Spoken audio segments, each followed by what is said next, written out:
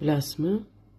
Noshukur insonlar hech qachon, har doim yaxshilik qiling, yordam bering, hamma tomonlama ko'nglingizni oching, harakat qiling, hamma tomonlama yordam berishga ular noshukur bo'lib o'tadi. Chunki ular baxtsiz insonlar. Sizni zo'r bo'layotganingizni, sizni ko'tarilayotganingizni, siz hamma tomonlama hamma narsadan eplab ketayotganingizni ko'ra olmaydigan insonlardir. Ularga ming anov qiling, nima deydi, yaxshilik qiling, ming qo'lingizdan kelganicha yordam bering.